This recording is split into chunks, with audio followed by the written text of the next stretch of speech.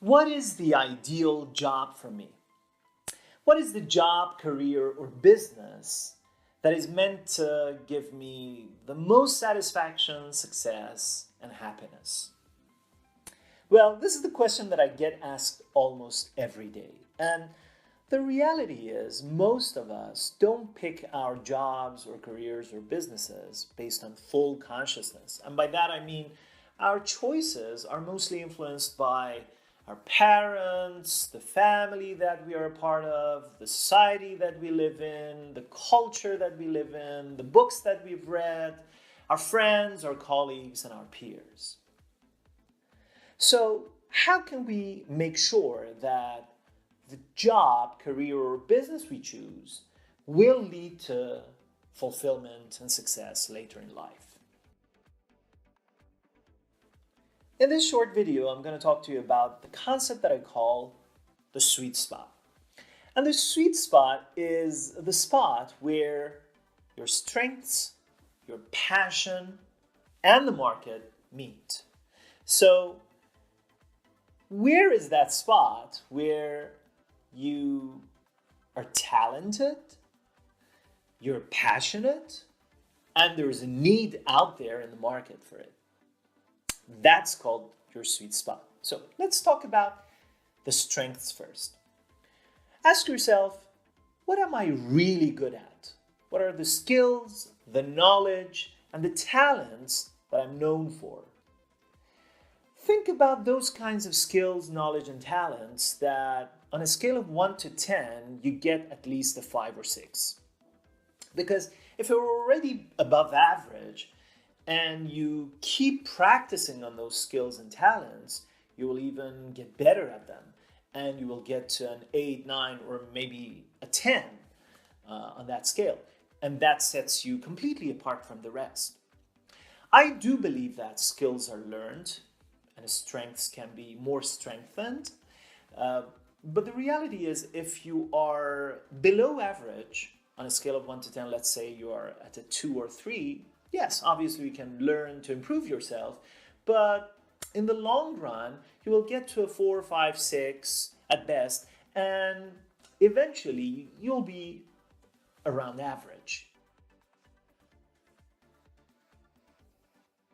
The second point is paying attention to your passions, to things that you're passionate about, you really love doing. The things that you can talk about for hours on end. The things that get you excited to get out of bed on a weekend.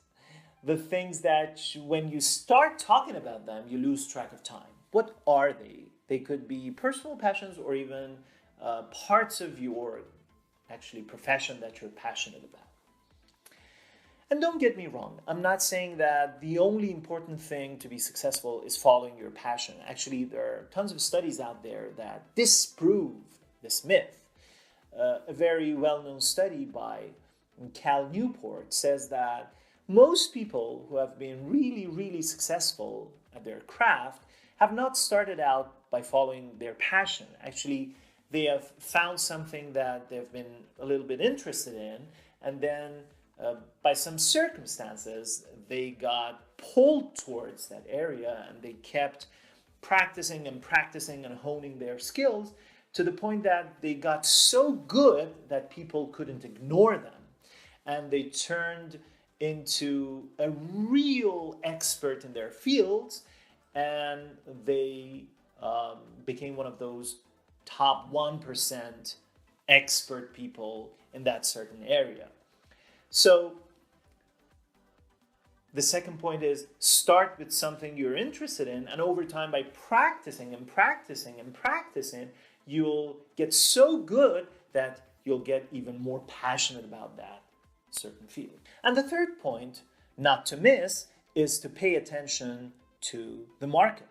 So is there a specific need for the kind of skill, for the kind of job, for the kind of business that you want to choose? So obviously, some jobs have been around for decades, for ages, like being an engineer, being a doctor, an accountant, a lawyer. Obviously, there is a need for those jobs. But if you want to start a business, which is really creative and is one of a kind and is new, you have to do research on the market and you have to make sure that there is a need for that. And this is the third piece of the whole concept of sweet spot.